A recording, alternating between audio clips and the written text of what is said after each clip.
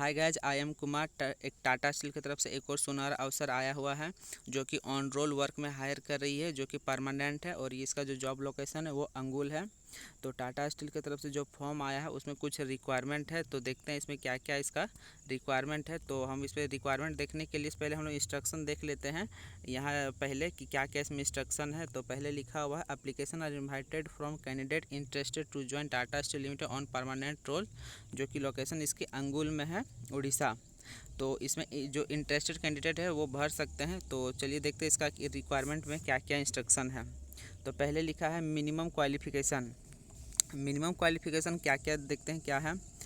3 years full time diploma in electrical, electronic, instrumentation, mechanical, mechatronics, civil, ceramics, metallurgy, chemical engineering from any institute recognised by AICTE। ये जो form आया है वो कि diploma पूरे 3 years का होना चाहिए और ये इलेक्ट्रिकल है, electronic, instrumental, mechanical, mechatronic, civil, ceramics, metallurgy, chemical engineering from कोई भी कॉलेज हो जो कि AICTE अप्रूवल होनी चाहिए। यहाँ देख सकते हैं आप लोग, इलेक्ट्रिकल है, इलेक्ट्रॉनिक है, इंस्ट्रूमेंट, केमिकल, मैकेट्रॉनिक्स है, ये सारा यहाँ दिया हुआ है। इसके बाद हम लोग देखते हैं इसमें अगर किसी के पास अगर एक्सपीरियंस है तो वो भी भर सकते हैं। तो लिखा हुआ है minimum 3 years of work experience.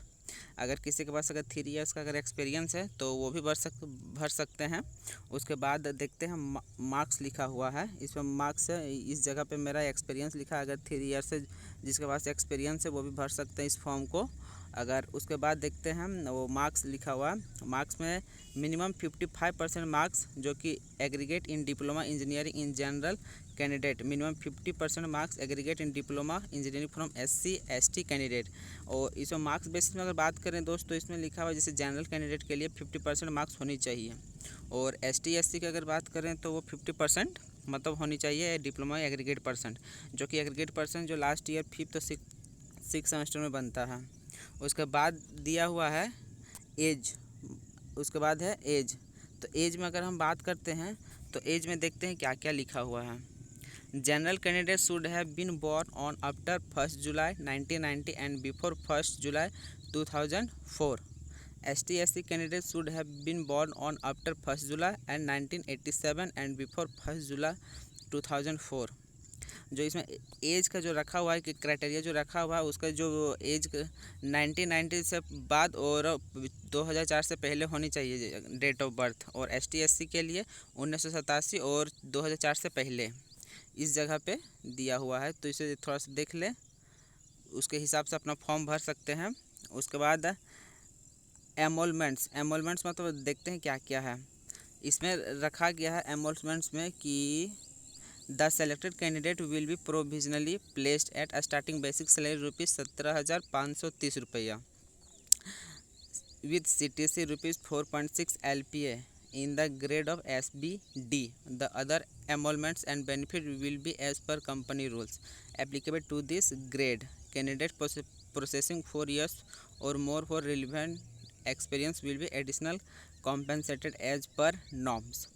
इसमें जो एमोलमेंट्स में बताया गया है कि अगर जो कैंडिडेट सेलेक्टेड होगा वो सेलेक्टेड कैंडिडेट की जो बेसिक सैलरी होगी वो बेसिक सैलरी होगी आपकी 17,530 और इसका जो एनुअली पैकेज होगी, एनुअली पैकेज जो है सेलेक्टेड कैंडिडेट का 4.6 LPA पर एनम। तो इसमें और ये जो फॉर्म है वो SBD लेवल का है। और उसके आगे देखते हैं कि सिलेक्शन प्रोसीजर में क्या क्या है। एनरोलमेंट हो गया, उसका सिलेक्शन प्रोसीजर में देखते हैं क्या क्या है। सिलेक्शन प्रोसीजर में हम लोग बताया गया है कि eligible candidate will have to appear और written test and interview process, each stage will be an elimination stage.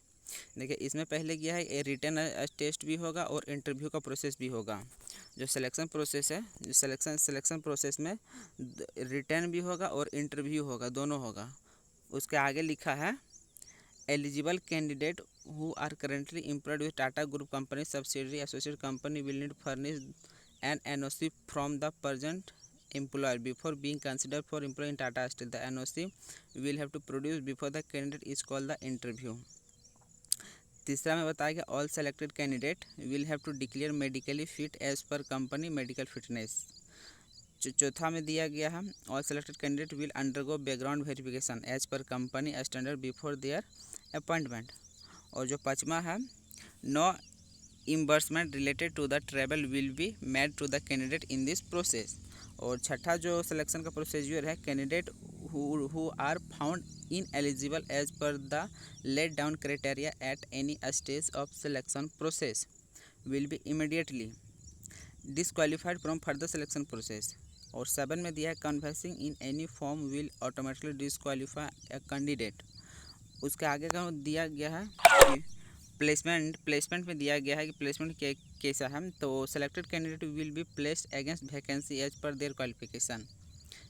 Selected candidates will be placed against vacancy as per their qualification, suitability of their knowledge and skill।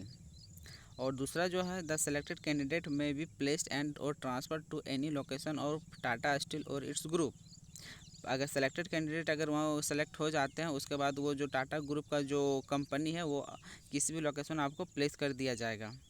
और इसको how to apply, this जो last का जो stage है वो है how to apply जो कैसे कर सकते हैं। तो जो फॉर्म आया है वो टाटा स्टील के साइट पे है, जो कि टाटा स्टील का जो साइट का नाम है TSLHR.TATASteel.co.in। आप उसमें जाके ये फॉर्म भर सकते हैं।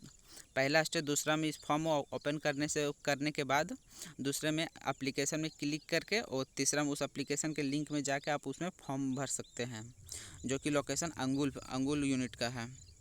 और फॉर्म फिलअप करने के बाद जो अमाउंट है उसके बाद पे करने के बाद आप पे करने के बाद आप इसका PDF ले सकते हैं फॉर्म सबमिशन का। और लास्ट डेट है जो सबमिशन का वो 31 जुलाई 2022 तक है। और इसका जो डेट ऑफ रिटर्न टेस्ट होगा वो watch out for return test date as Tata steel जो साइट है उसमें आप देख लीजिएगा इंक्वायरी पे जाके और अपना आगे का प्रोसेस पता कर लीजिएगा।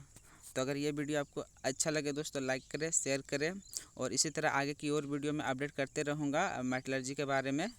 तो अगर अच्छे लगे तो लाइक करें, शेयर करें और सब्सक्राइब करना ना भूलें।